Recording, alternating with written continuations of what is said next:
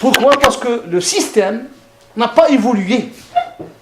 Ce système, il s'est arrêté au grand personnalité de l'islam, donc au grand calife.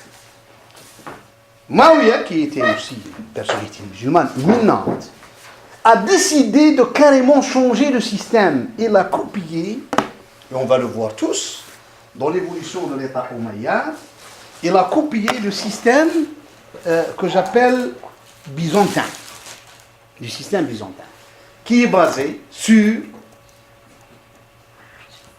donc d'un système de concertation à un système basé sur, donc, une famille royale, à une succession, à une monarchie. Et comme je vous ai dit, il a fait un vice de forme, je vous ai expliqué la fois passée, ce vice de forme a conduit à que son fils soit à la tête, donc par un vice de forme. Quel est ce vice de forme? Comme je vous ai expliqué, il est allé à Médine, il a trouvé qu'il n'y aura plus personne qui va être contre son fils, à part certaines personnes, dont j'ai cité 4 personnes. Parmi ces 4 personnes, il a su que 2 vont abdiquer envers son fils, ne vont pas aller loin, et que 1 ne mérite que la mort, c'est Ibn Zubayr. Par contre, il a un problème avec Hussein, celui qui aura plus de poids, l'imam Hussein, comme étant petit-fils du prophète sallallahu alayhi wa sallam et tout ça. Il lui a posé problème. Et la fin, on est allé à Karbala, et la fin de Karbala. Je vous ai expliqué la fois passée, pour que je ne revienne pas sur Karbala. On commence par l'après Karbala. Comme je vous ai dit, Yazid a été uni par les musulmans. C'est fini. En faisant Karbala, Yazid a signé son arrêt de mort, sans le vouloir. Il a signé son arrêt de mort. Et comme il a trouvé, et c'est ça les Omeyyades, ici les Bani Umayya font des bonnes lectures politiques, je le dis, des bonnes lectures politiques. Il a trouvé que même en terminant avec la famille du prophète, le problème, qui le pose? Est-ce que c'est les Égyptiens? Est-ce qu'en Irak il est un peu posé? Est-ce qu'en Arabie il est posé? Le problème est posé à Médine, à cette ville. C'est elle qui a connu, donc c'est elle qui actuellement regorge des fils et des petits-fils des compagnons, donc de cette première communauté qui vit plutôt sous la nostalgie de cette première communauté musulmane. C'est la ville de Médine. Et on est presque en 62, 63 de l'Hégire. Donc les gens sont encore vivants, les derniers des compagnons, et leurs fils et leurs petits-fils. Donc, et c'est ce sont-là qui parlent toujours de l'ancien système de la Shura. Donc cette ville aussi doit être matée. Il faut le dire, il y a eu ce qu'on appelle Waqat al-Harra. Waqat al-Harra, al-Harra c'est une grande vallée de Médine. Donc les gens de Médine, donc vous pouvez lire ça dans l'histoire, l'évolution de cette affaire de Waqat, qui s'est terminée par un massacre. Un massacre, je me pose toujours la question qui a été commandité par Yazid ben Muawiyah. Son chef à l'époque s'appelait Muslim ben Uqbat al-Murri. Muslim, fils de Uqbat al-Murri. Il a fait ça a été vraiment une catastrophe dans l'histoire de l'islam, une grande catastrophe historique. Et il y a eu beaucoup de gens, on parle de plus de 1000 personnes qui ont été tuées à Médine. Ça veut dire l'affaire, ou bien Waqat al-Harra, comme on dit, la bataille de Harra. La bataille de Harra. Cette bataille, elle a un peu mis la ville de Médine, et les premiers, donc et sa population, qui n'était que des descendants des compagnons, KO, au profit des Omeyyades. Qu'est-ce qui s'est passé aussi? Nous avons la Mecque. Ibn Zubayr, le dernier des Mohicans, le dernier parmi les 4, qui est resté, n'est pas parti avec l'imam Hussein à Karbala. Donc Ibn Zubayr s'est autoproclamé aussi calife. En matant Médine, il a envoyé son armée sur la ville de la Mecque. Yazid, hein, je reviens, Yazid. Hein. c'est le fils de Muawiyah. Il a décidé d'envoyer. Le chef de son armée, Muslim ben Uqba al-Murri, est mort en cours de route. Il était gravement malade, il était mort en cours de route. Et sa tombe a été lapidée par les musulmans pendant longtemps. Par les musulmans et sunnites qui l'ont lapidé. Par les choses qu'il a fait à Médine. C'est son successeur, son adjoint, qui s'appelle Al-Hussein ibn al-Numayr al-Soukouni.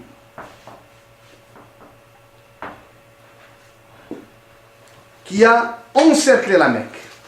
Ça a été le premier siège de la Mecque. Qui est parti à la Mecque parmi vous? Qui est parti à la Mecque? Tu vois actuellement où il y a cette grande... horrible montre. Oui, la grande montre. Juste derrière, dans les années 90, ceux qui étaient partis à la Mecque dans les années 90, il y avait un fort militaire qui était construit. Ce fort militaire, donc, qui contrôlait à l'époque le Kaaba. C'est une petite montagne qui s'appelle Jebel Abi Qubays. Jebel Abi Qubays, qui est actuellement rasé par les buildings et tout ça. Il a installé son artillerie à l'époque sur Jebel Abi Qubays, sur le Kaaba ici. Il a commencé à bombarder le Kaaba. Oh oui. Ah oui, donc... J'ai raté enfin, peut-être j'ai pas su. Donc là, vous parlez de... D'abord, il y a eu Médine. Oui, puis c'était le siège de la Mecque. Et puis donc, il a fait les 500 pour aller à... Pour aller à la Mecque, contre Ibn Zubayr. Contre Ibn Zubayr. Donc, il a fait le premier siège, Hussein ibn Numayr al-Soukouni, avec l'armée du Sham, l'armée syrienne de l'époque, Umayyad. Il a encerclé la Mecque. Il a envoyé à l'époque, l'artillerie s'appelait à l'époque Al-Munjaniq en arabe. Quand vous entendez ce mot Al-Munjaniq, c'est une artillerie avec des grosses pierres, hein, et même des fois, oui, catapulte comme ça, donc avec des grosses pierres et avec même des fois du feu, des lance-flammes et tout ça, et même les lance-flammes qui ont touché Al-Kaaba. Dans ce contexte, on va reparler dans le volet religieux. Dans le volet religieux, qu'est-ce qui s'est passé? On a un problème, ce qu'appelle la Kaaba, la construction de la Kaaba. Parce qu'il y a eu ici une reconstruction de la Kaaba à cette époque-là. Donc Ibn Zubayr, quand le Kaaba du feu et tout ça s'est propagé, il a reconstruit le Kaaba. Ibn Zubayr, il a reconstruit le Kaaba. Pendant ce siège-là, le monde musulman, pour changer de système, vraiment pour que les gens acceptent la monarchie, donc ils sortent du problème de concertation, ça ne s'est pas fait sans douleur. Voilà. L'extermination de la famille du prophète sallallahu alayhi wa sallam. Deuxièmement, Waqat al-Harra. Et troisièmement, le siège de la Mecque. Ça sont les injazat. Les réalisations de Yazid ibn Muawiyah. Ça, c'est les réalisations de Yazid. Yazid est indéfendable. Et je le dis honnêtement, je ne suis pas chiite. Mais il est indéfondable. Comme les chiites actuellement sont indéfendables en Syrie. Comme ça. Il faut dire la vérité en face. Dans ce contexte-là, Yazid est mort. Yazid est mort. 65. Même avant un peu, 63-64.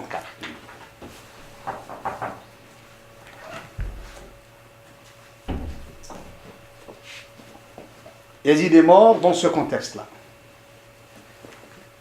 Et Hussein ibn Numayr al-Soukouni,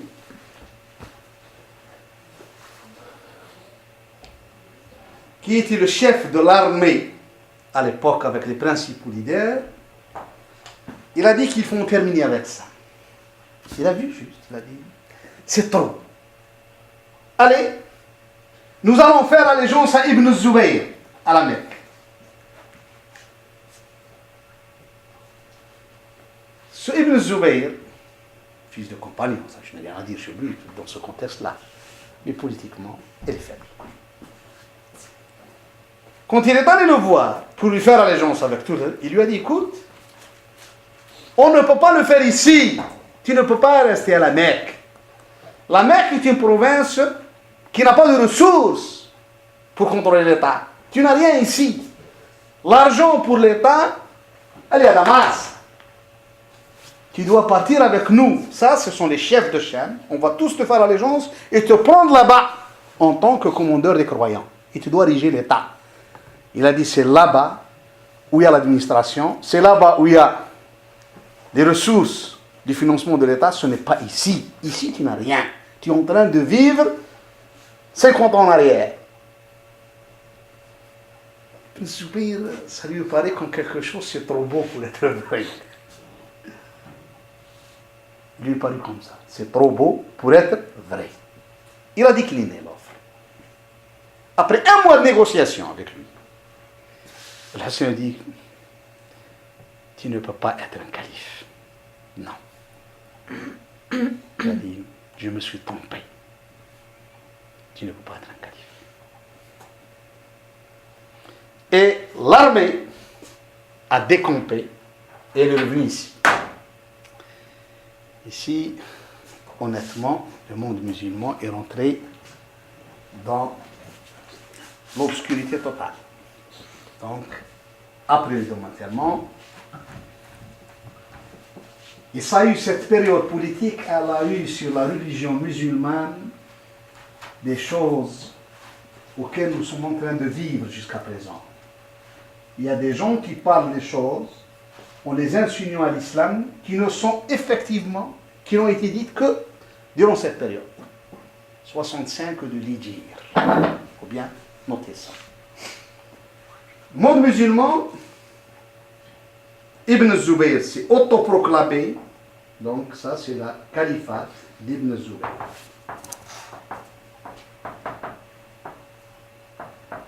C'est autoproclamé commandeur des croyants. Et c'est juste, du point de vue religieux, hein. Il était calife. Il a reçu l'aval des derniers compagnons qui étaient vivants. De la famille du prophète. De tout le monde. Sans exception. Mais il n'a pas été à la hauteur politique de gérer ça. Même des gens de Cham, de Damas. Parmi eux, un groupe qui a accepté de faire allégeance à Ibn Zubayr. Les gens de l'Irak, ils l'ont accepté. Donc il a eu un peu une pseudo-unanimité sur sa califat qui a duré 4 ans. Mais il n'a pas avancé d'un iota. Pour 2 choses. Il n'avait pas... Moi je fais des études critiques, hein, c'est pas du blabla. Chacun, bien sûr. Je ne veux pas dire que tout le monde est beau, tout le monde est gentil. Il faut faire une étude critique, parce qu'il y va de l'histoire et de l'évolution de l'islam. C'est pour ça qu'il y a beaucoup de choses contre. Lui-même n'était pas une personnalité rassembleur. Quelqu'un qui veut être au pouvoir, on appelle actuellement dans la langue française une personnalité charismatique. Avoir ce sens de charismatisme. De rassembler tout le monde. Et en politique, il ne faut pas faire des ennemis comme ça. Je vous donne des exemples. Le premier exemple, il a perdu l'armée du Cham, qui a fait califat, allégeance, pour rien. Même, mais il a regretté. Il a regretté ça. Quand il a su vraiment qu'ils étaient sincères pour arrêter les fusions de sang et le mettre à la tête de l'État, quand il a su que vraiment c'était une offre sincère, il a regretté toute sa vie. Jusqu'à sa mort. Avant sa mort de quelques heures, on lui a parlé de ça, il a dit. Il a regretté. Deuxième point, concernant les gens de l'Irak. Il a envoyé son frère, parce que qu'est-ce qui s'est passé? Les gens de Cham se sont entretués entre eux. En Irak, un aventurier qui s'est appelé, qui s'appelle Al-Mukhtar,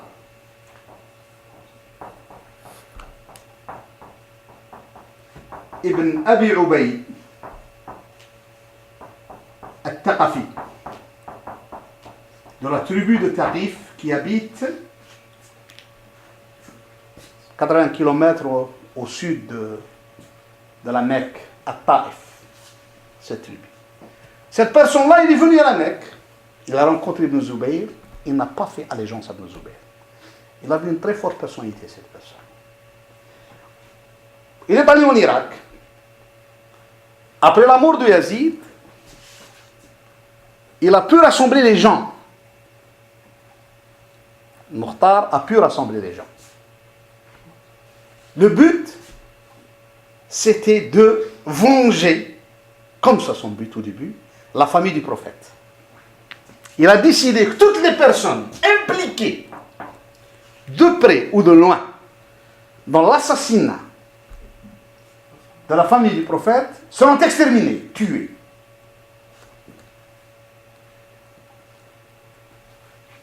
Et c'est ce mouvement-là qui est à la tête du chiisme dans le monde musulman. Le chiisme qu'on voit actuellement n'a commencé que pendant cette période. Oui. C'était le mouvement qu'on appelait le mouvement de repentance. Donc c'est Al-Mukhtar. Al-Mukhtar ibn Abi Ubayd al-Thaqafi et le mouvement At-Tawwabin, le mouvement de la repentance. Ça, c'était des chiites de l'Irak, ceux qui ont écrit à l'imam Hussein de venir, comme je vous ai expliqué. C'est eux qui ont dit qu'est-ce qu'on a fait. On lui a écrit, puis on l'a laissé mourir seul avec sa famille. Il y a eu une repentance. Et ils sont allés devant sa tombe, ils ont pleuré, se sont flagellés. Et c'est là, on a eu cette interconnexion entre Al-Mukhtar et ce mouvement de At-Tawwabin. Ce mouvement-là, il a commencé, ça veut dire, à aussi parler de certaines choses qu'on appelle le fikriya, comme on dit, l'intellectuel. Il y a eu dans le monde musulman, pendant la période de l'Othman, certaines idées qui ont été émises par des savants juifs à l'époque.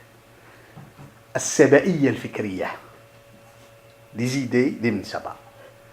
Parmi ces idées-là, on arrive à une idée sur l'élévation de l'imam. Comme quoi l'imam,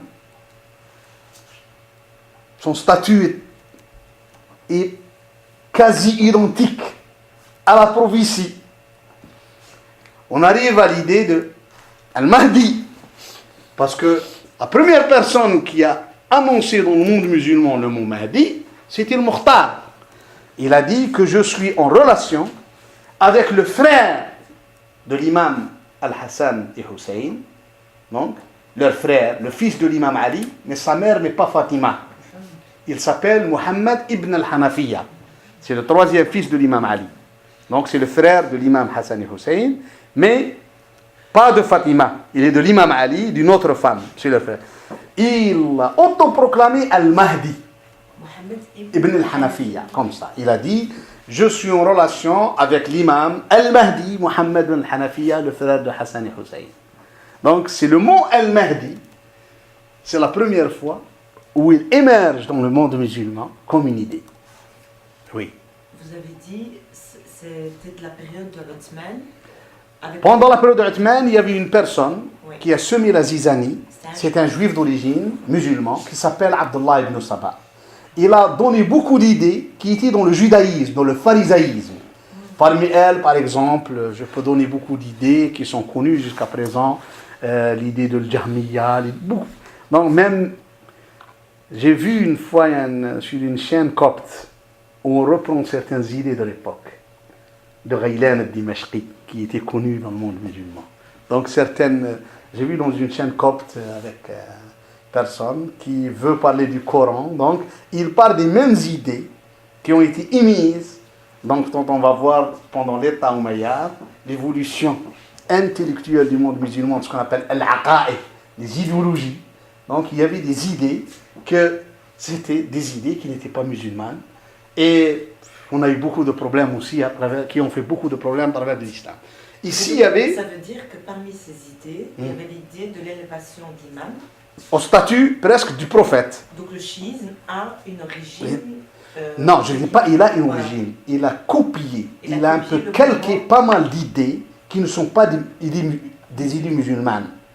Au début, l'idée du chiisme, quand on va parler du chiisme, on trouve que c'était être proche de la famille du prophète, avoir des liens avec la famille, défendre cette famille. Cette famille, c'est elle, en principe, qui devra gouverner les musulmans. Ça, c'est des idées politiques. On peut être d'accord ou ne pas d'accord. Mais élever le statut de l'imam à l'infaillibilité, qui est un peu identique, donc au statut prophète, ce n'est pas une idée musulmane.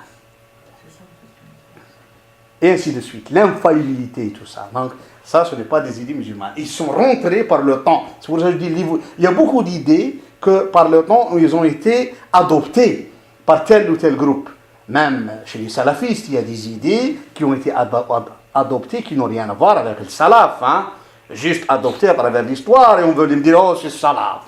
Oh, c'est une salaf, n'est rien du tout. Hein? Ça, c'est une idée qui est de 5e, de 6e, de 3e siècle, qui n'a rien à voir avec les compagnons du prophète sallam, ni avec le prophète lui-même.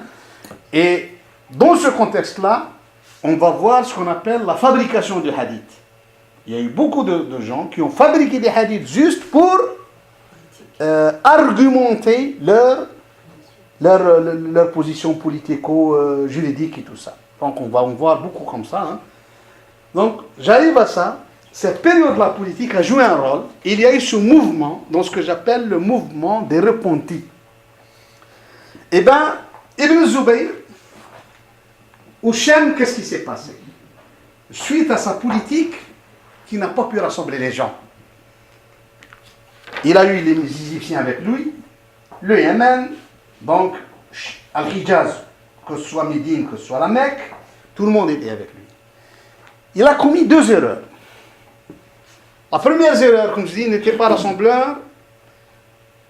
Il n'a pas fait d'effort concernant Cham, Damas, concernant la famille Umayyad.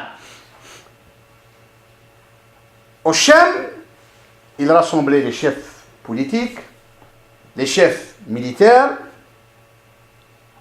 et des gens qui ont géré l'État. Ça fait 20 ans, tant de Muawiyah. Ils ont géré l'État avec Muawiyah, avec son fils Yazid. Il n'a fait aucun effort pour les intégrer, pour discuter, pour en parler. Eh bien, un de leurs chefs à l'époque, Ruh ben Zemba al-Judami, en arabe, il a dit, écoutez, qu'est-ce que ça veut dire ça, faire allégeance à Ibn Zubayr? Vous êtes fous? Nous sommes les gens de Shem. Nous sommes les gens de l'État. C'est nous qui doivent gouverner. S'il n'a pas voulu venir, allez, on choisira un parmi nous. Et on verra bien à la famille Umayyad. Du moment que Yazid a laissé un fils, Muawiyah, 2, qui a gouverné 40 jours. Après 40 jours, il a dit, ni mon père, ni mon grand-père n'étaient sur la bonne voie, je démissionne. Il a démissionné. On a voulu arriver à un autre fils qui s'appelle Khalid ben Muawiyah. Il a décliné. Donc cette lignée de Muawiyah, et c'est là où rentre ce qu'on appelle la punition d'Allah tabaraka wa ta'ala. C'est là où il y a dans l'histoire une lecture ghaibiyya. C'est التفسير الغيبي للتاريخ. Une lecture un peu qu'il faut voir d'un autre côté. Voilà, Muawiyah et Yazid ont tout fait pour mettre ce pouvoir en les mains de leur descendance. Le jour où ils ont tué cette famille du prophète, ils ont été punis. Le pouvoir est parti à une autre branche, pas à leur branche. C'est fini. Allah Azza wa Jalla l'a puni, il a pris ce pouvoir. Il a pris le pouvoir à une autre branche. Donc il a dit, du moment que cette branche n'a pas accepté, restons dans la famille Umayyad, mais irons vers une autre branche. Et on a choisi, à l'époque, la branche qui s'appelle la branche Marwanide, Marwan ibn al-Hakam. On a choisi cette branche. Marwan ibn al-Hakam, quand il a eu l'allégeance de tout Hacham, la première, c'est d'annexer l'Égypte, parce qu'aussi elle était riche.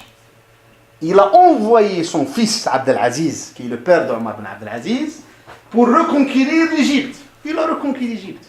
Donc, Ibn Zubayr a perdu 2 provinces riches, donc, qui l'aident à prospérer.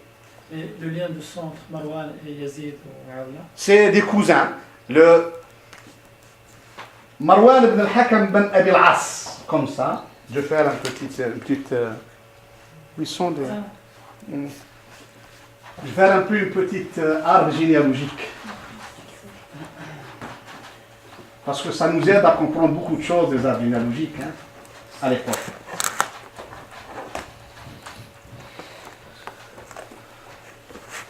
À la Mecque, je ne sais pas si j'ai expliqué ça une fois, il y avait Abd Manaf. Abd Manaf.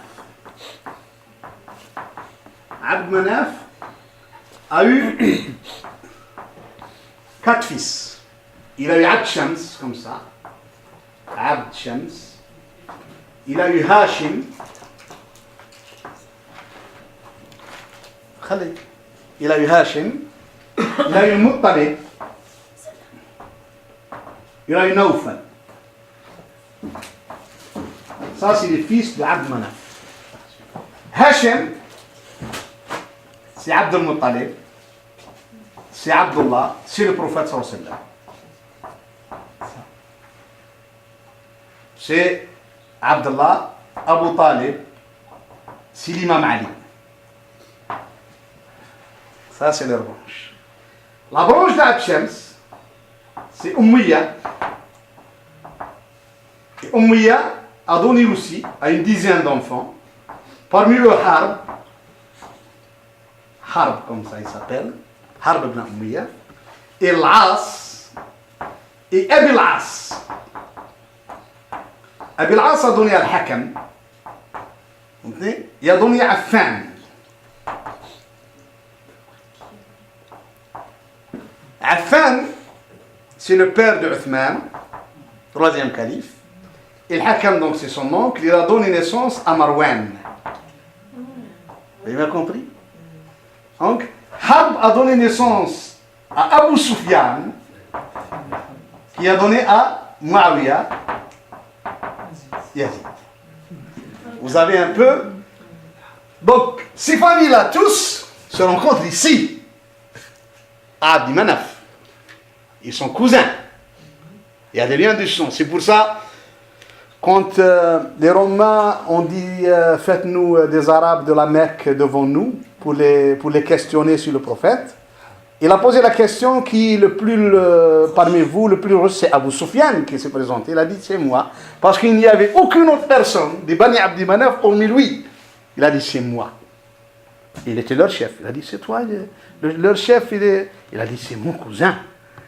Il a dit mon grand-père et son grand-père sont frères. Donc c'est les deux. Abd Shams et Hashim, ils sont frères de père et de mère. Hein. Ils ont le même père et la même mère. Donc ils ne sont pas loin. C'est pour ça, eux, malgré tous ces problèmes, ils avaient des liens du sang. Ils se marient entre eux, hein, malgré le problème. Les Bani Hashim donnaient beaucoup de leurs filles à les Omeyyades et vice-versa. Donc la relation entre les deux, c'était normal. Donc ils se donnaient. Donc ça, c'était ici l'imam Ali. Ici aussi, Al-Abbas, dont on va avoir la famille abbasside. Donc, on est dans ce temps.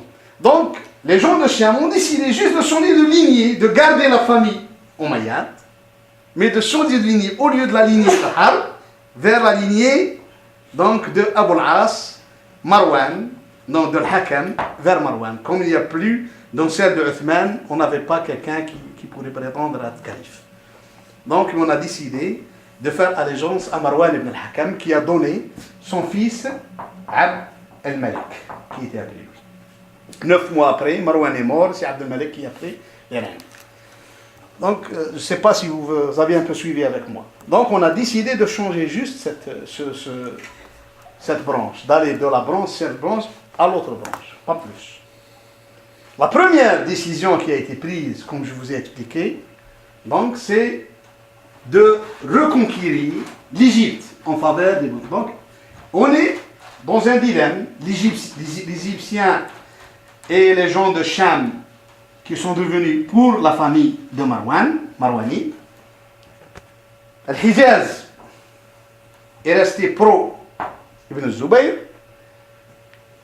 Ibn Zubayr, quand il a eu ce problème de Al-Mukhtar en Irak et Harakat al-Tawabin, Al-Mukhtar a commencé, comme je dis, à rentrer dans ce cycle-là.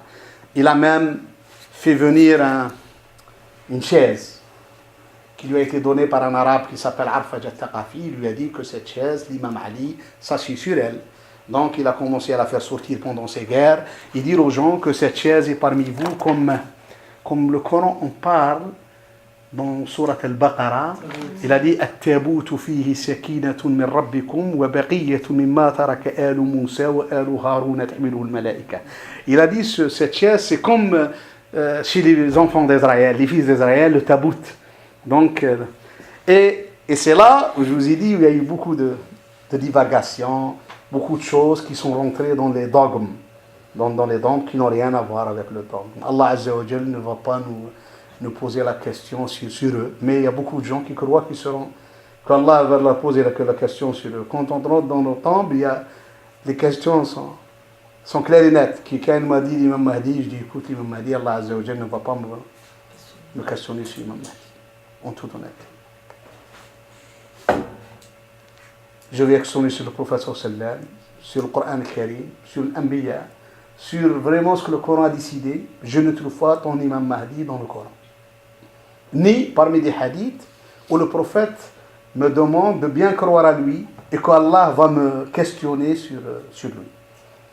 C'est l'imam Mahdi, s'il existe, c'est quelque chose qu'on appelle alama min alamat as-sa'a. C'est juste un signe. Moi je crois qu'il y aura as-sa'a. J'en suis sûr et persuadé.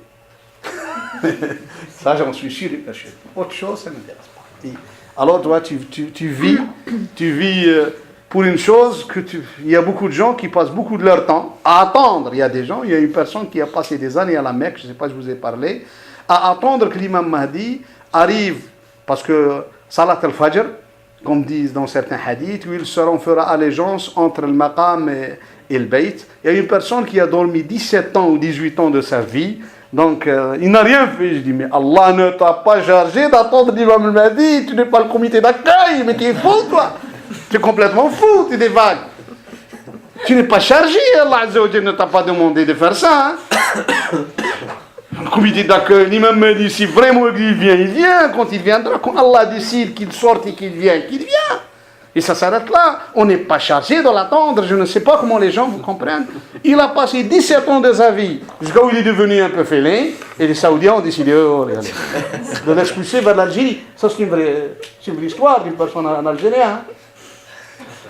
Il n'a rien fait à la Mecque. Même pas aller dans les universités apprendre quelque chose. Même pas apprendre le fiqh. Il a passé son temps. Mais tu es complètement fou. Donc ça, il y a des gens, c'est pour ça, il faut... Non, je dis ça parce que juste pour dire aux gens, écoutez, moi honnêtement, hein, le discours religieux, des fois, il me fait peur. J'ai peur du discours religieux. Parce qu'il est trop instrumentalisé. Hein. C'est pour ça que quand j'ai dit aux étudiants, non, soyons des musulmans, faisons nos prières, mais attention, le discours religieux peut être instrumentalisé, on ne sait pas où on va après. Donc, et c'est là, cette période a été très dure dans l'histoire de l'islam. Parce que c'est là où on a commencé à instrumentaliser la religion musulmane, le musulman plus qu'il en faut, donc, à essayer de l'utiliser et tout ça. Donc, Ibn Zubayr, il a mal géré ça. Il a envoyé son frère. Son frère, Mus'ab ibn Zubayr. En arrivant là-bas,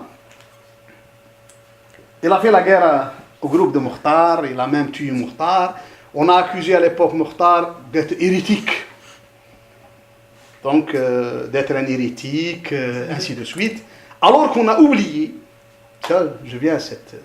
Pour moi, Mukhtar avait un seul but. C'est quelqu'un qu'Allah Azza wa Jalla a voulu qu'il vienne. Ça, c'est mon idée. C'était une sorte de vengeance divine contre les gens de l'Irak qui ont tué la famille du prophète. C'est pour ça qu'il a fait ça. Et c'était son seul but. Quand il a terminé avec les assassins de la famille, tous, hein, sans exception, on dirait qu'il les a, quelqu'un comme il chasse. Il a fait la chasse. Toute personne qui était impliquée, de près ou de loin, il a été tué. Parce que, qu'est-ce qui s'est passé? Les gens ont commencé à parler. Les langues se sont déliées. Voilà, il était avec nous. Il a fait. C'est lui qui a... toute personne qui était impliquée. Il est avec. Même les chefs, hein, parmi eux Omar Ben Saad, Shamr Ben Jawshan, les gens dont je parlais, il les a fait venir une fois chez lui. Il a fait un dîner de poisson. Et vous savez que le poisson, quand il est un peu salé, après avoir bien mangé le poisson et tout ça, de l'eau. Et c'était un peu pas loin du Tigre, hein, pas loin comme on dit, du fleuve. Ah, nous allons... Ah, elle a dit non, pas question de boire. Pourquoi? Et la famille du prophète, pourquoi vous ne lui avez pas laissé boire? Pourquoi les enfants, les femmes, vous l'avez interdit de boire? Ce tigre-là, c'est un fleuve. Tout le monde y boit, y compris les animaux. L'hyène vient s'abreuvoir. Alors que l'Arabie était pleine de hyènes, hein, des bêtes. On a en Arabie d'hyènes. Des hyènes viennent boire. On ne l'a pas interdit. Mais cette famille du prophète, vous lui avez interdit. On n'allait pas voir. Ils sont morts dans un état de déshydratation. Vous n'allez pas voir. Donc, pour moi, c'est une personne, juste son but était de manger. Et c'est une personne forte. Hein? Quand il n'avait pas d'autre projet, c'est là où il a fait comme quand il a terminé cette mission, voilà, il y a la chaise, il y a ça. Il n'avait pas de projet, il a commencé à dire, parce qu'il a vu Ibn Zubayr. Il n'était pas content sur Ibn Zubayr. Pour lui, il ne voit pas les Omeyyades. Lui, il sait qu'il ne veut pas être calife. Il n'est pas de Quraysh. Mais il aurait voulu qu'il venge... Il a vengé la famille du prophète, et comme il n'avait pas de projet, donc ça a commencé à dire n'importe quoi. Voilà, celui qui rapporte n'importe quel, comme qu'on soit, disons, hadith, soit j'ai entendu l'imam Ali, ou choses comme ça, pour lui c'est vrai. Il est rentré dans Metehet, comme ça s'appelle. Quelqu'un qui rentre dans des labyrinthes, il n'arrive pas à sortir. Ça c'est le Mukhtar, l'affaire de Mukhtar. Oui. C'est quand même un peu paradoxal en fait. Enfin, c'est la vérité, mais ça a l'air paradoxal après un tel acte. Oui, c'est ça. Il n'avait pas de projet. Parce que ici, les Omeyyades ont pris, comme je dis, ont repris l'Égypte. Et donc, la région de Cham, c'était la Syrie, la Palestine et un peu de la Jordanie et tout ça. Elle a été reprise. L'Irak. Et Ibn Zubayr, la première erreur, c'est de mal gérer cette affaire. Il n'a pas essayé de recontacter le Mukhtar, de voir des solutions. Hein? La deuxième erreur, c'était de faire un problème avec les compagnons, avec la famille du prophète sallallahu alayhi wa sallam. Comme il a entendu que le Mukhtar a parlé sur Ibn al-Hanafiya comme étant le Mahdi, il a commencé à avoir à faire des problèmes avec Ibn al-Hanafiya, qui était à la Mecque. C'était donc le frère de l'imam. Et c'est ici Ibn Abbas, qui est le cousin de l'imam Hussein, d'Ibn Hanafiya. Il a dit, écoute Ibn Zubayr, arrête. Donc il a dit on lui a dit, donc le Mukhtar, Ibn Abbas, il a dit, je ne dis rien sur le Mukhtar. Le Mukhtar nous a vengés, ça s'arrête là. Donc je ne dis rien sur lui. Allez, il a dit, essaye de, comment on dit, maudit le Mukhtar, l'Ann le Mukhtar. Il a dit, je ne le maudirai pas, il nous a vengés. Il a vengé ma famille, il a vengé notre famille. Donc, il y a eu des problèmes, donc Ibn Zubayr n'a pas pu vraiment gérer cette crise, ni en Irak avec le Mukhtar, ni avec la famille du prophète. Et ça, elle a pesé lourd dans sa réflexion politique. Elle a pesé lourd. C'est pour ça, malgré l'allégeance qui lui a été faite par les compagnons, par tous, il a mal géré politiquement. La gérance politique, elle est importante. Hein. Des fois, maintenant, tu as une victoire militaire. On va la voir dans l'histoire de l'islam. Mais quand tu gères politiquement, tu n'arrives pas à gérer cette victoire. C'est la défaite. Parce que tu n'arrives pas à gérer. Toujours, il faut savoir gérer quelque chose politiquement. Tu peux avoir beaucoup de choses, mais si tu n'as pas une bonne gérance politique de l'évolution des choses, tu finiras par perdre. Et Ibn Zubayr a perdu la famille du prophète ici, pour un problème de rien du tout. Aussi, il n'a pas bien géré cette crise. Il a envoyé son frère. Son frère, comme les gens Mukhtar n'avaient pas de projet, il a étudié Mukhtar et tout le groupe qui était avec lui. Il a reconquis l'Irak. On reconquit donc maintenant Hijaz et l'Irak était avec Ibn Zubayr contre Égypte et Cham qui était au nom des Omeyyades. L'absence, c'est 3-4 années de Ibn Zubayr. Et c'est là la deuxième bourde. Oh, le deuxième bourde de Ibn Zubayr. Oh, c'est comme quelqu'un qui donne la balle quand on est dans un match de foot. Un défenseur donne la balle à un attaquant. Ou bien marque contre son camp volontairement. Je l'appelle la deuxième bourde. Et la grande bourde. Son frère, fils de ses succès en Irak, a fait venir les têtes des tribus arabes irakiennes à la Mecque. Entendez ça. J'espère que vous entendez. Je vous ai dit, la gérance politique est importante. En les faisant venir chez son frère, commandant de Coran et tout ça, je vais dire un peu en arabe pour essayer de vous rapprocher. Mus'ab a dit à son frère, Ya Amir al-Mu'minin, donc au commandeur de croyants, il a dit ces gens-là, ce sont les figures et leaders de l'Irak. Ils sont tous venus te faire allégeance. Je ne sais pas qu'est-ce qu'il a pris. Honnêtement, jusqu'à présent, je n'arrive pas à comprendre sa position. Il a dit oui. Ya Ahl al-Iraq. Oh, donc gens d'Irak. Waditu, écoutez bien, j'aurais voulu. Waditu. لو أن لي بكل 10 منكم واحدا من أهل الشام صرف الدرهم بالدينار. J'explique. Il a dit j'aurais voulu que j'aurais à la place de 10 parmi vous un de Sham. Sarf al-dirham bil-dinar. Ça veut dire sarf al-dirham bil-dinar. Le dirham qui était sassanide face au dinar qui était byzantin, 10 dirhams valent 1 dinar. Si je donne 1 dinar, je reçois 10 dirhams. Si je te donne 10 dirhams, tu me donnes 1 dinar. C'est comme actuellement, à l'époque, il y avait le mark et le franc. Donc c'est comme ça. Je donne tant de francs belges, j'aurai tant de marques et ainsi de suite. Il a dit sarf al-dirham bil-dinar. Donc vous êtes dirham, vous êtes un peu bas par rapport au dinar, aux gens de Cham. Eh bien, ils se sont un peu... Ça n'a pas plu. Ça a été vraiment quelque chose politiquement qui ne se dit pas. La réponse. L'un parmi eux, il était très intelligent.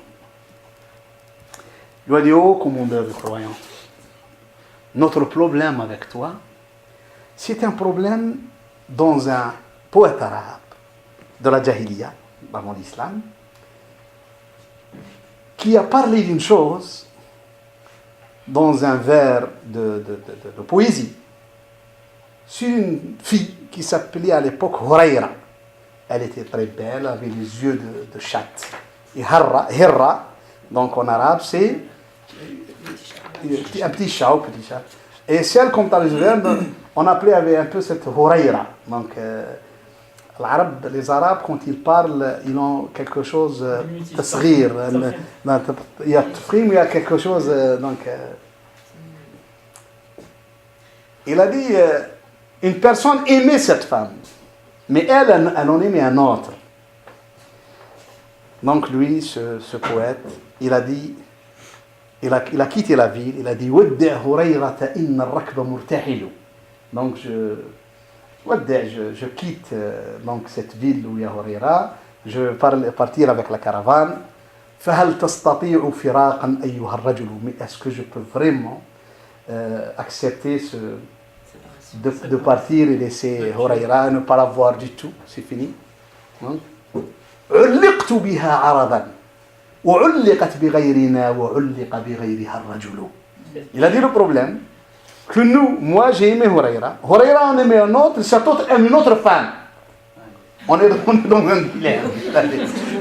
Il a dit علقت بها عرضا وعلقت بغيرنا وعلق بغيرها الرجل. Il a dit oh Amir al-Mu'minin, tu es dans la même situation. Nous, on t'a voulu. Toi, tu as voulu Ahl al-Sham. Ahl al-Sham ont voulu Abd al-Malik. Il a dit, on est dans ce dilemme. Donc, en même temps, Marwan est mort.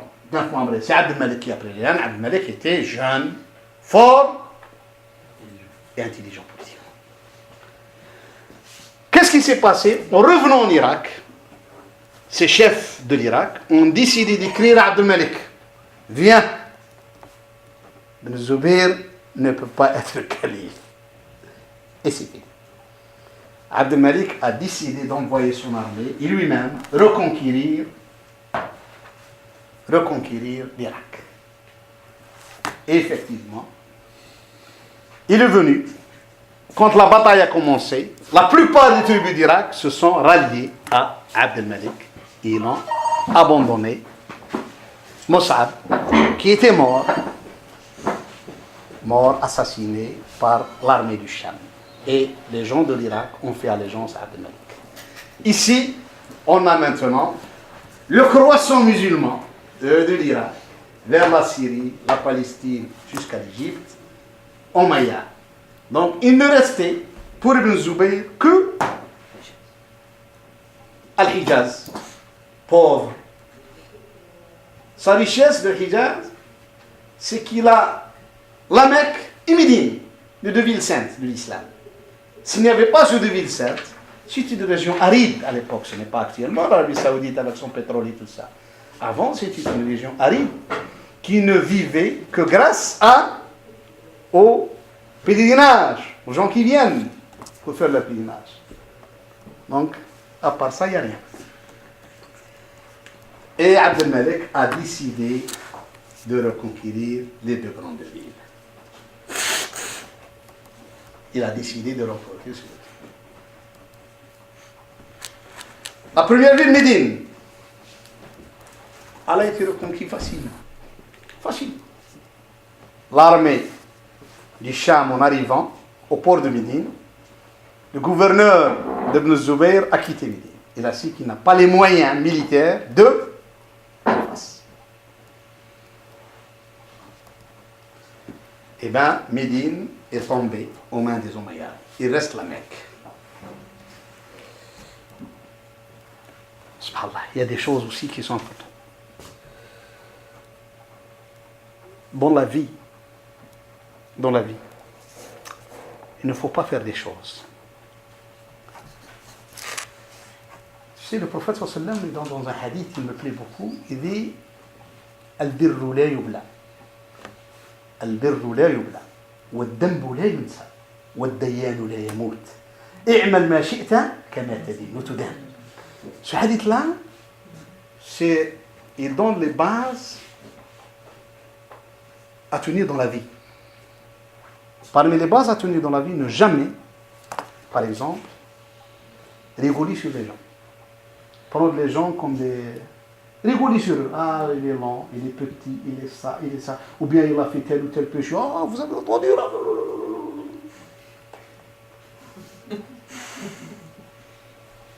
Tout ce que tu fais sur les gens, tu pourras en tomber le faire. Tu pourras le faire. Pensez. Allah Azza wa Jalla, ça veut dire Yebtalik. Abd al-Malik, le jour où Yazid a envoyé son armée encercler la Mecque, il a tiré sur le Kaaba, il était le premier à dire non, il ne faut pas, comment et tout ça. il n'a pas dit que Allah nous préserve de ça. C'est ça qu'il faut dire. Si vous entendez quelqu'un a fait quelque chose, et quelque chose qui n'est pas bien et tout ça, n'essayez pas de dire que Allah Azza wa Jal, ya'afina, nous préserve de tomber dans ce monde. Qu'Allah ya'afina. Que nous ne serons pas aussi dans le même pétrin. Parce qu'on ne sait pas pourquoi les gens. Donc, et Abd al-Malik, il a un chef militaire. Ce chef militaire qui s'appelle Al-Hajjaj ibn Yusuf, dont vous entendez beaucoup parler. Al-Hajjaj ibn Yusuf, originaire de Taqif, de Taïf.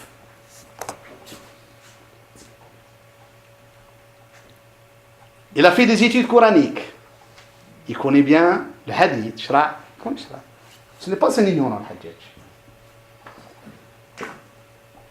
Il donnait des cours aux enfants. Il était jeune, 22 ans, 23 ans. En plus, il a eu une formation militaire dans sa tribu. Donc, il savait manier l'épée, il était fort. Il a entendu que Abd al-Malik ibn Marwan, pour la campagne de l'Irak, veut recruter des hommes dans les tribus qui font allégeance aux Omeyyades, parmi eux la tribu de Taqif.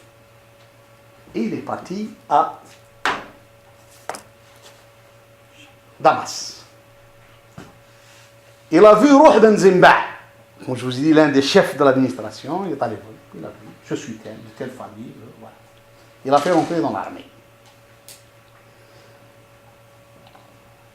Comment il s'est distingué? Il est arrivé à être un chef de l'armée. Au début, ce n'était qu'un, tout lui a donné Arif. C'est-à-dire quelqu'un caporal qui commandait 4 ou 5 avec lui dans l'armée omeyyade. Lui, il était intelligent. Il a entendu, il était pas loin du calife, Abd al-Malik et des gens, il a juste dans la surveillance. Il a entendu Abd al-Malik parler avec certains de ses hommes. Il a dit, j'ai un problème. Je veux avoir quelqu'un, quand il dit à l'armée, levez-vous, tout le monde se lève, obéit aux ordres. Parce que qu'est-ce qui s'est passé? Allez, on va partir. Il y a des gens qui ne décampent qu'après 24 heures.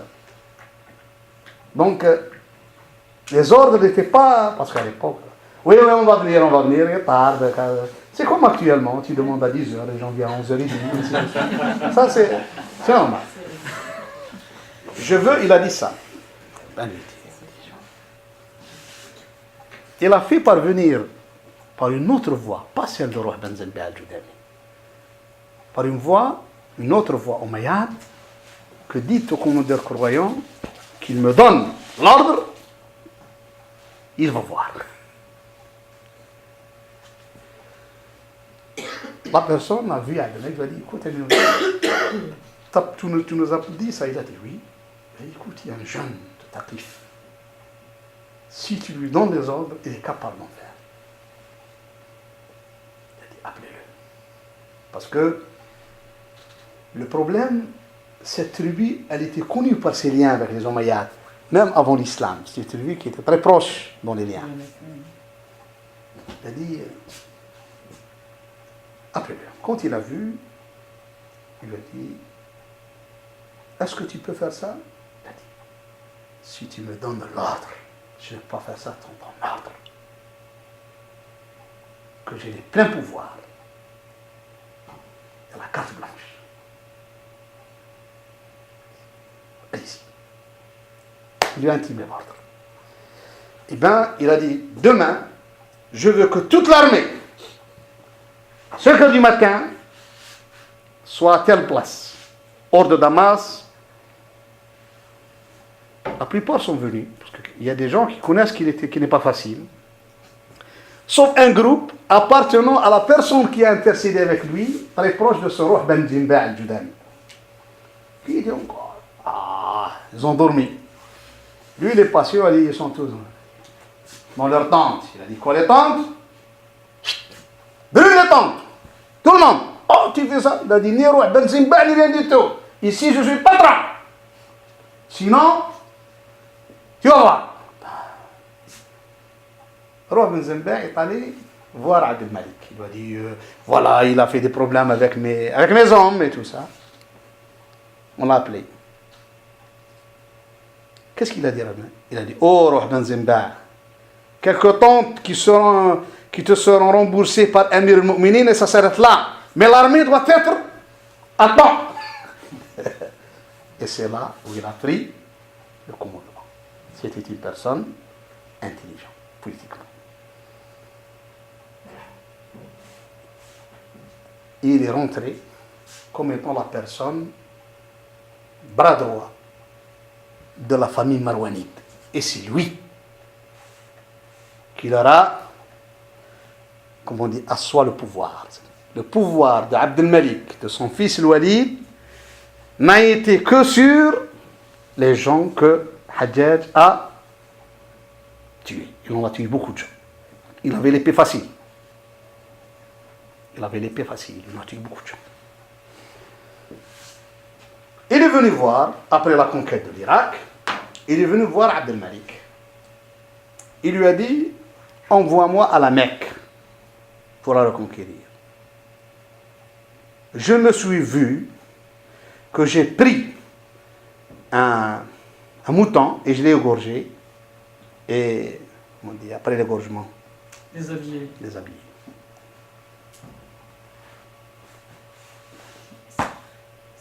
Alors, intérêt. Il lui a demandé de partir. Et il a pris la décision de venir à la Mecque. C'était le 2e siège à la Mecque. Ibn Zubayr, quand il a entendu ça, la première chose, il a ramassé les vivres. Donc, ici un peu...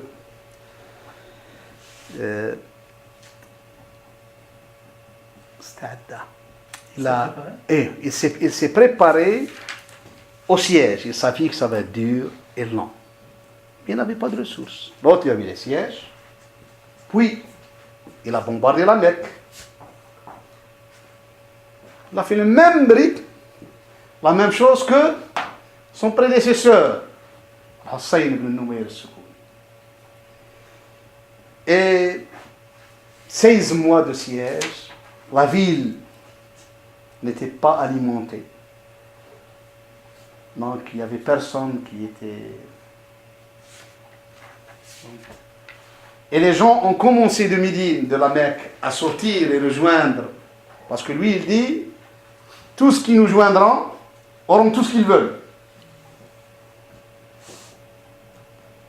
Et en dernier lieu, il y avait avec Ibn Zubayr qu'une poignée, quand il a su que il ne peut pas tenir longtemps, il a dit aux gens, vous êtes libres de mon allégeance. Il a passé une nuit dure.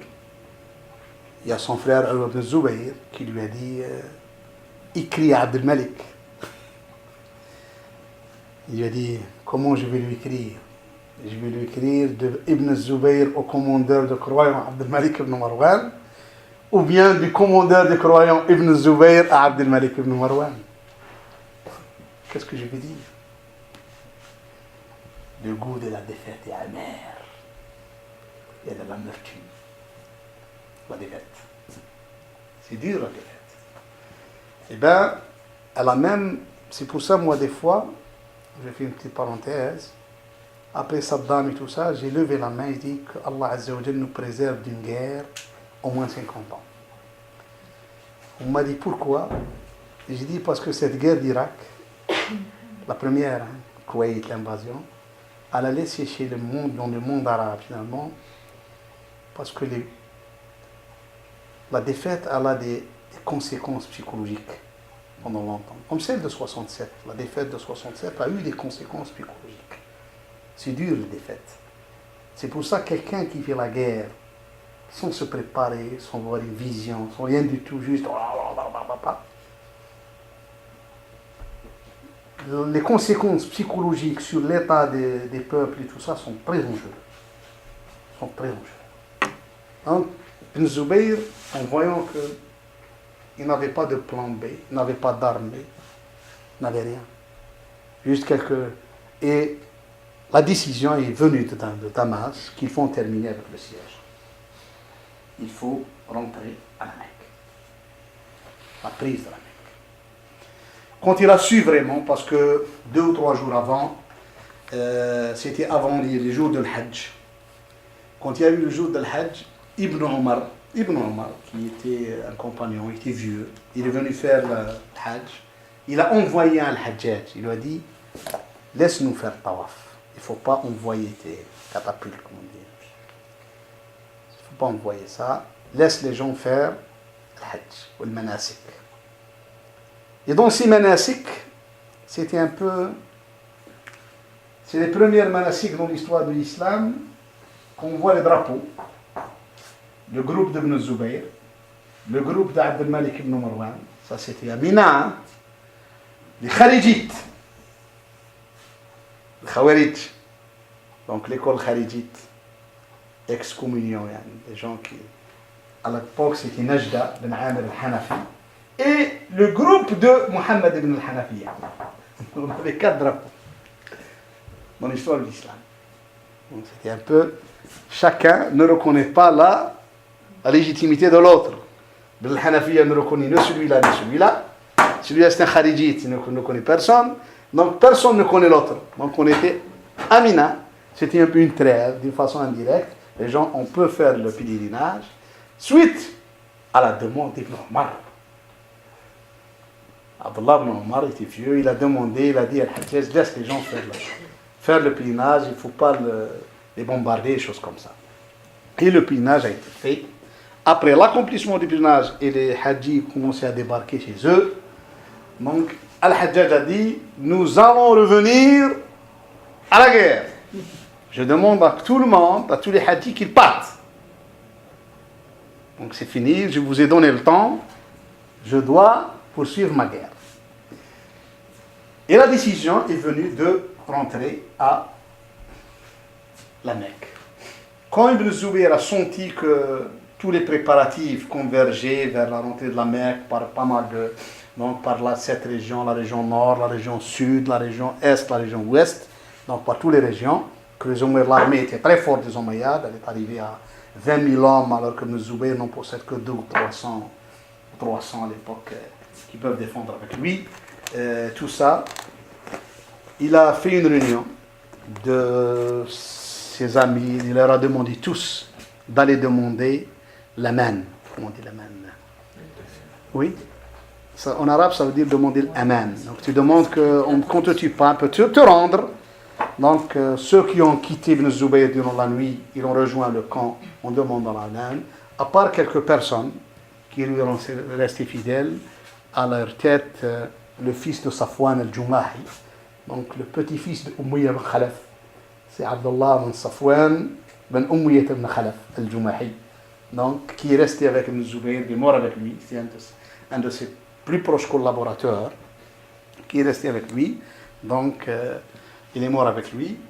Par contre, ses enfants, Hamza et Zubayr, ainsi que son frère Urwa, tous ont demandé l'aman, ils sont partis chez eux. Et lui, il a dit de partir.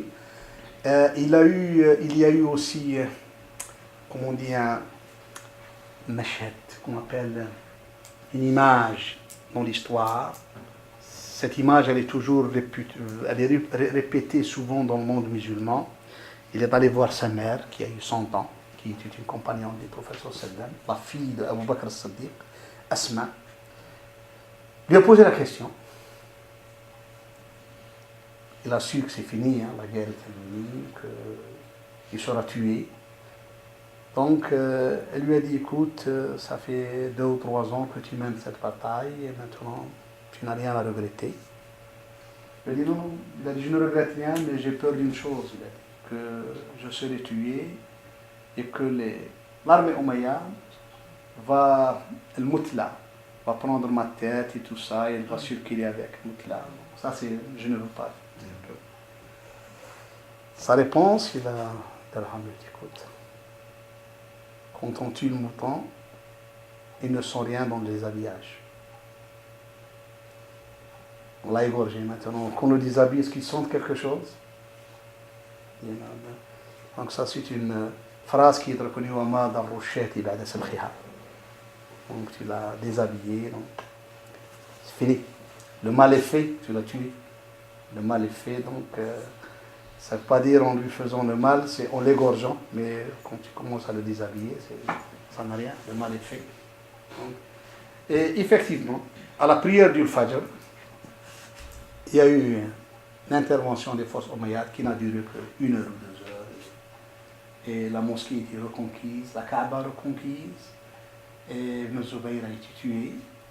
Et comme ça, il a été même, je ne sais pas si vous êtes à la Mecque, vous sortez de Bab al-Salam, donc là où il y a le Batha, il y a la grande cour, vous marchez vers Gaza, vous marchez là où il y avait Sheraton avant, jusqu'où il y a comment ils appellent là-bas le Kobri, un pont.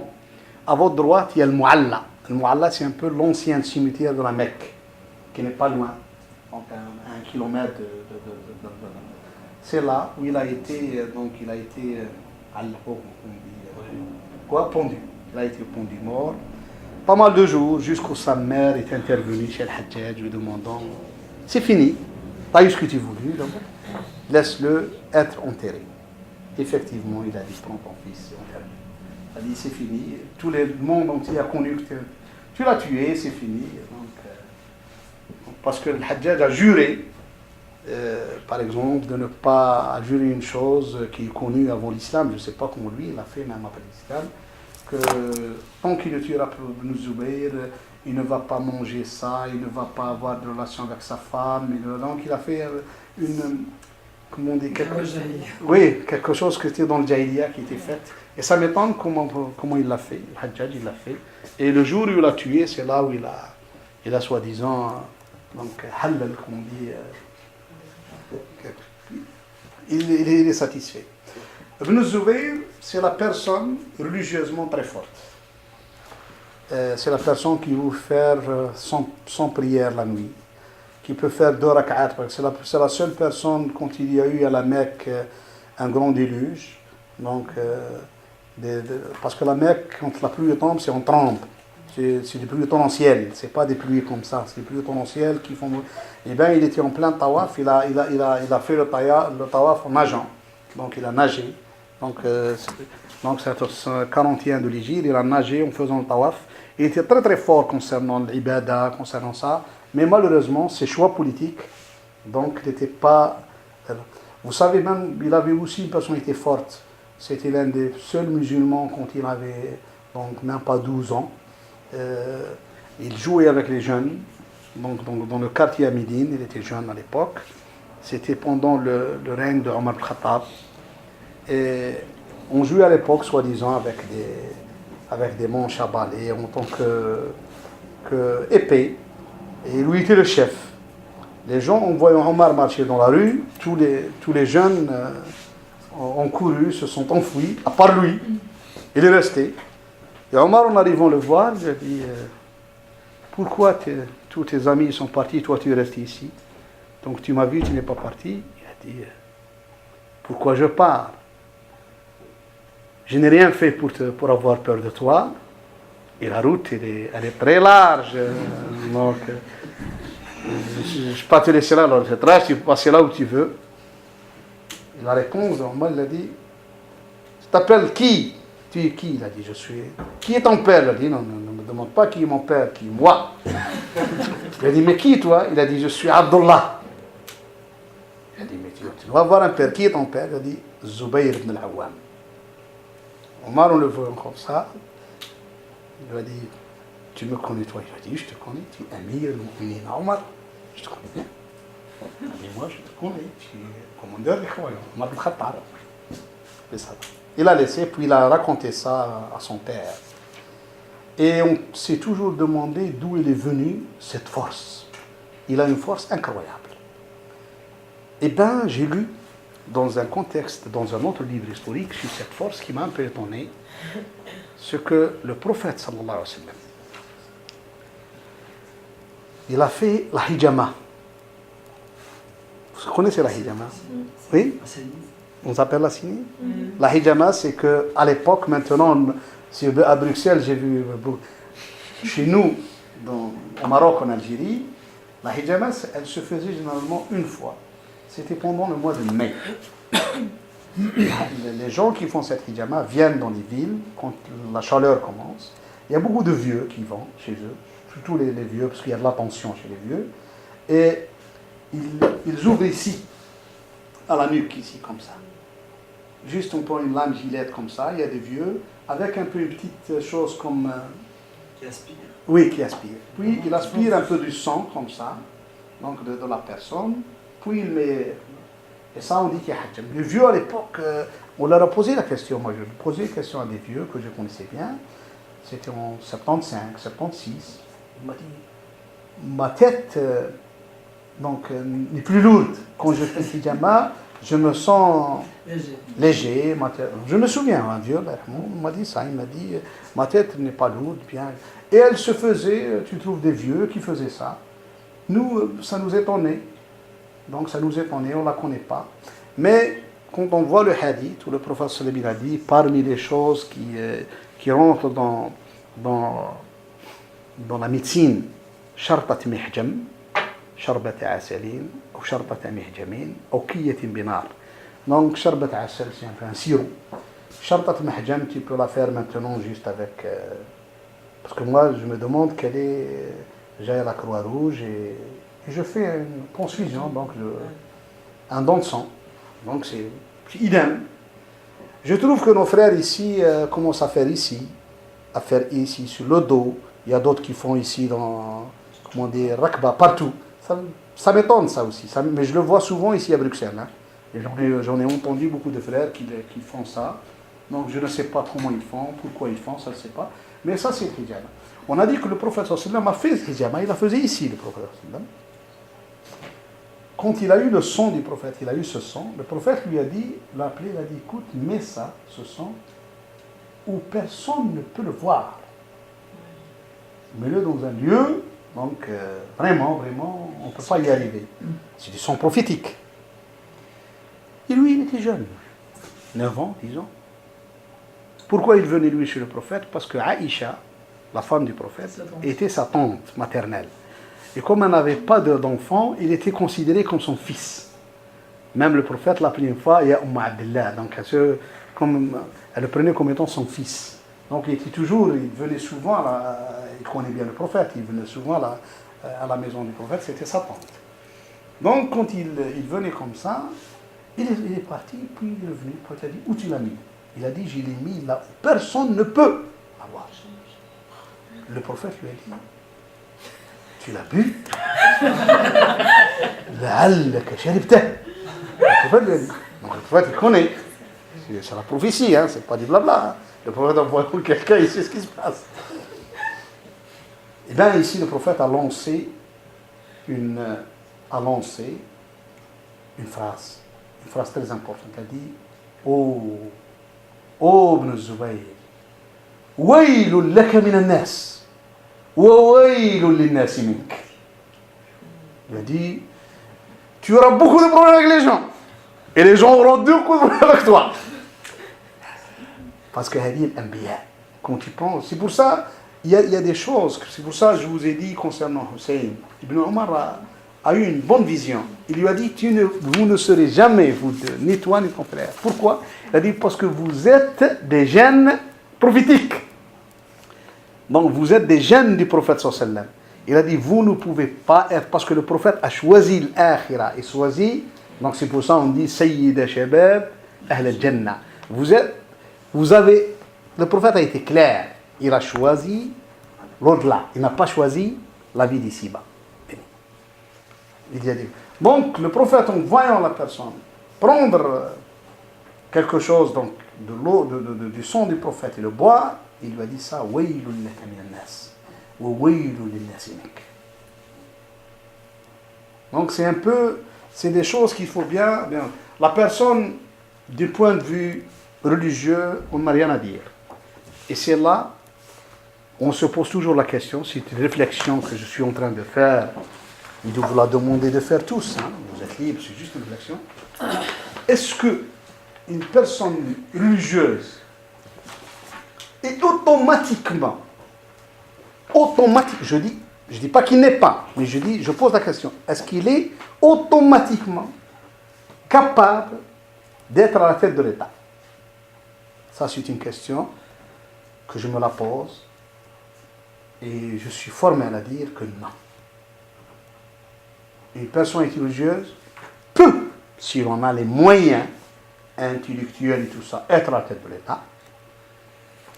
Mais ça ne veut pas dire que juste qu'il a le caractère religieux, qu'il a des sciences de religion, peut être...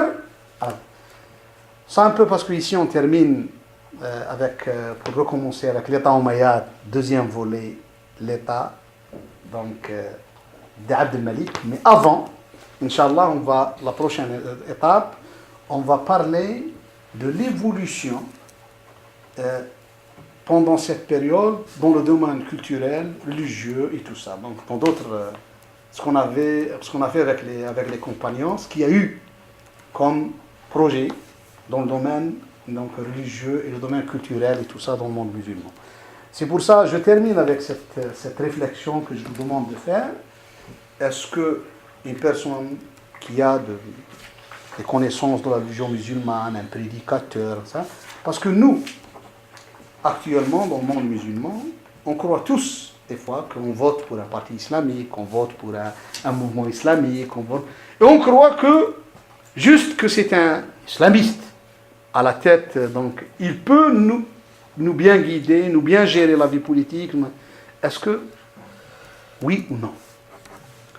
C'est une question qu'on doit vraiment, vraiment bien étudier, parce que je ne suis pas du tout actuellement, parce que aussi j'avais cette vision à une certaine période de ma vie que l'ikhwa ou douat, ainsi les prédicateurs peuvent gérer la vie politique. Alors quand on a grandi, on a vu l'évolution politique, on a vu qu'on est aussi loin, hein, parce que gérer la vie politique, ce n'est pas gérer une mosquée. On trouve par exemple juste quelqu'un qui fait Jumu'ah, il a devant lui 2000 ou 3000 ou 5000 ou 10 000 personnes, il croit des fois même qu'il est détenteur de la vérité absolue. Tu n'es pas détenteur de la vérité parce que tu fais une khutbah devant 5000 ou 6000, hein, ou même 20 000 personnes. C'est pas... Donc tout ça, il faut qu'on étudie. Est-ce que les musulmans, et ça a été étudié, on est arrivé à une conclusion 2 siècles après, à dire que les musulmans, doivent combattre, doivent être sous les ordres d'un musulman, même si c'est un fasiq. Ça veut dire fasiq, même s'il n'est pas vraiment, s'il est fort, s'il est intelligent intellectuellement pour nous guider. Au lieu d'être avec quelqu'un pieux, mais tout, faible. Je dis, pourquoi, cheikh? Il a dit, fusquhu alayh. S'il a fait quelque chose qui n'est pas bien, c'est lui qui sera questionné. Mais sa force, son intelligence, c'est pour nous. Nous, on va, comme on dit, on va bénéficier de ça. Par contre, l'autre, il est pieux. Et ça, c'est lui. S'il fait moins une personne de quand il fait la prière, c'est 20 minutes. S'il est mukhlis ma'arbi, sa prière, moi, ça ne m'intéresse pas, sa prière. Moi, m'intéresse son comportement envers le mal, envers la gérance de la dawla, la gérance de l'État. C'est là où ça m'intéresse. C'est là où moi, j'aurai des répercussions. Mais s'il fait la prière pendant 20 minutes, tout le fajr, il fait la mosquée, ça, c'est les mukhlis, c'est lui qui va être récompensé devant Allah Azza wa Jal, ce n'est pas moi. Sa prière, ça ne m'intéresse pas. Ça m'intéresse, il est musulman, oui, je crois qu'il est musulman. Mais j'aime mieux qu'il soit fort dans la gérance des affaires de l'État. Et le problème de Zubayr pose cette question au début. Ok, Merci. Parce qu'il ne fallait pas que ça a été transformé après en dogme, justement par les salafistes. Et ce qui fait qu'on inverse la chose, et peu importe, ce qui devient important, c'est l'obéissance au gouverneur, on va dire. Et ça donnait aussi des dérives. Non, c'est pas la même. Moi, je parlais de la personne. je ne parle pas de la politique de l'État. Ce qui s'est passé, comme on va le voir après, c'est que dans le rite Hanbali généralement, c'est Ibn Hanbal, où on a décidé, comme on va le voir, qu'il faut faire allégeance à tout gouvernant. Donc sans faire même ce gouvernant-là, lui faire allégeance, même s'il commet l'irréparable envers la population, s'il vole, s'il pille les richesses de l'État, sinon on va lui faire allégeance. Oui, Non, même s'il est fort politiquement. non, il est fort politiquement, c'est pour nous défendre, pour nous gérer, pour défendre les intérêts de la nation, pour défendre pour défendre les affaires de l'État, de la population. C'est là ce que je veux dire, qu'il est fort contre lui. Je suis avec pour quelqu'un qui vraiment, quand il tient les rênes comment on dit, du pouvoir et de l'argent au sein du pouvoir, où les pauvres ont leur part, les gens ont leur part, elle est bien ficelée. Pas lui, il prend 99,99%, 99,99% pour lui, et les autres meurent de faim. Ah, il est fort. Il est fort de quoi, celui-là? C'est un voleur. Et le problème, il est là. Ça a été un peu mal perçu. Et le problème qu'on se pose, nous, c'est pas concernant l'État, concernant la personne. Quand une personne est pieux, est-ce que, je le dis bien, automatiquement, je ne dis pas qu'un pieux ne peut pas être à la tête de l'État. Un pieux capable de gérer l'État est mieux qu'un non-pieux n'est pas capable, même capable, entre les deux. Quelqu'un qui est pieux, et qui peut gérer les affaires de l'État, ça, comme on dit, il aura la place numéro 1 à la tête de l'État. Donc, on parle de la personne, donc, comme on dit, du profil de la personne. Parce que le profil d'Ibn Zubayr, il est pieux, il est courageux. Il est courageux. Il n'a pas peur. Il n'a pas peur, il n'a pas froid aux yeux, il n'a pas peur, il est courageux et tout ça. La preuve, il a supporté tant de sièges, il n'a pas craqué, ni mentalement, ni physiquement. À l'âge de 73 ans. Il a étudié en 73 de l'Hijr, 73 ans de l'Hijr. Il est né la première année de l'Hijr. 73 ans, il a étudié à la Mecque, pas loin, donc, vous connaissez Bab al-Fath actuellement, à la Mecque? Pas loin de Bab al-Fath, il y a Bab Bani Shayba. Il est juste une petite porte accolée à Bab al-Fath qui s'appelle Bani Shayba. C'est là où il a étudié. Donc, en plein la Mecque, il n'a pas eu froid aux yeux, il n'a pas peur, il n'a pas fait marche arrière. Donc, c'est une personne aussi qui était forte. Il ne faut pas le prendre qu'il n'était pas fort. Il était très fort. Seulement, il lui manquait cette souplesse, cette finesse, parce que de gérer les affaires de l'État. Et aussi cette grande, comme je vous ai dit, il a mal géré deux choses. L'affaire de Mukhtar en Irak, qui s'est répercutée sur la famille du prophète. Il a eu des problèmes avec les Bani Hashim à la Mecque. Donc il a été un peu... Quand je vois, dans les années fin 70-80 avec la révolution en Iran, quand je vois l'imam Khomeini par exemple, après avoir un peu étudié son histoire, je me suis rendu compte que son profil, il pouvait lui-même... c'est mon avis bien sûr, ça peut être... J'ai eu l'impression qu'il pouvait présider lui-même son pays, et pourtant il ne l'a pas fait, et ça ne l'a pas empêché de placer, de créer un système politique qui fasse que il faut que le peuple élise un président qui ne soit pas lui, nécessairement. Je ne suis pas du tout d'accord avec toi. En toute honnêteté. Ce qu'a fait l'imam Khomeini, il a fait de son statut un peu un vice de l'imam caché. Un vice Mahdi sur terre. C'est pour ça actuellement le système iranien ne peut pas avancer. On a le président qui est responsable devant l'Assemblée, mais on a un guide et qu'il y a des gens qui prennent leur ordre du guide directement, sans en référer au président. Le système iranien actuellement, il est bloqué. Il y a même des marajers dont j'en suis convaincu, je ne veux pas entrer dans les problèmes de l'Iran, mais j'en suis convaincu qu'il y a des marjas chiites qui disent que oui, mais tu n'es pas l'imam Mahdi. On ne peut pas te donner toutes ces prérogatives tu n'es pas l'imam Mahdi. Donc ce Wali al-Faqih, que Khomeini c'est un peu autoproclamé, il a fait de lui, d'une façon indirecte, qu'il a les prérogatives de l'imam Mahdi. C'est pour ça personne ne peut, quand il tranche dans une affaire, quand il parle, hein, le président n'est qu'une personne,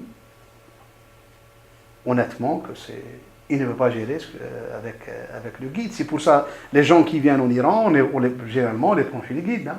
Donc un peu, le guide est devenu, surtout avec Khamenei actuellement, il est devenu presque Sahib al-Qarar. Donc c'est lui qui prend la décision. Donc c'est pour ça le système iranien, à mon avis, c'est un autre système. Il est plus basé sur le Mahdi. Parce que Khomeini, quand on va voir dans l'évolution iranienne, quand on va y arriver, qu'est-ce qu'il a dit aux chiites? Le chiisme est resté en dehors de l'histoire de l'islam pendant 1000 ans. Quand il y a eu ce qu'on appelle au 4e siècle, ce qu'on a appelé l'Ghaïb al-Sughra, où l'imam al-Hassan, quand il est mort, l'imam, le 11e imam, est-ce que son fils, il a eu un fils d'abord ou non? Ça a été discuté pendant l'histoire de l'islam. Est-ce qu'il a eu un fils ou non? Est-ce que ce fils, il est mort ou non? Ou bien il s'est enfoui dans Sirdab, comme dit Sirdab, vous savez qu'on vous rentre un peu dans des caves des fois. Des caves où tu ne sais pas où ça mène une cave. Donc un caniveau de l'intérieur dans le bas. Il est parti. Il y a des gens qui l'ont attendu pendant des siècles et qui l'attendent toujours dans la ville de Samarra, en Irak. C'est là où il a disparu. Donc on l'attend toujours, tous les fins d'après-midi. On attend sa sortie, le 12e imam, l'imam Mahdi. Donc, et tout a été presque suspendu jusqu'à son retour à l'arrivée de parce qu'il y a eu 40 ans, ce qu'on appelait le Ghaïb al-Sughra, donc où des gens étaient en contact avec lui, qui disaient que nous le rencontrons, voilà ses ordres. Puis il y a eu le Ghaïba al-Kubra, donc ce n'est plus, maintenant c'est rare où les gens rencontrent l'imam caché, ils vont trouver beaucoup de gens en Iran, même des gourous, des simples gourous, des imposteurs qui disent aux gens que nous rencontrons l'imam caché, tout ça, pas tout le monde. Du côté sunnite aussi, on a plein de Mahdi en ce moment dans le monde arabe. Hein. Non, je ne parle pas. Je suis en train de répondre sur mon ami. Oui, c'est juste... Mon Imam Mahdawi, ça, vraiment, le blabla, je le connais. Seulement, je parle avec mon frère, voilà ce qui s'est passé. Eh bien, le chiisme est sorti où on ne faisait pas le Jumu'ah en Iran. Pourquoi? Le chiisme, pendant 10 siècles, on n'a pas fait le Jumu'ah. On n'a même pas pris position dans les positions politiques. Parce que l'imam n'est pas là. Personne ne prend sa décision. En 1921, il y avait un imam, un grand merja, qui a pris une décision politique à l'époque en Iran, en 1921, qui a un peu remis en selle l'école de Qom, l'école juridique de Qom du chiisme. Puis en 1963, il y a eu Khomeini, aussi qui a pris une position, puis il est venu à Najaf. C'est là où il a développé l'idée, ce qu'on appelle Wilayat al-Faqih. Qu'il a dit, écoutez, on ne veut pas rester les bras croisés à attendre l'imam Mahdi. Il faut qu'on prépare cette arrivée. Et ça a amené à la révolution iranienne et à faire un guide qui donne les directives et qui donne ça. Donc le système au début, il a été performant parce que c'était le seul système dans le monde musulman où on peut accéder à la magistrature par voie donc de vote, mais par le temps, après 30 ans, on trouve que ce système-là ne donne pas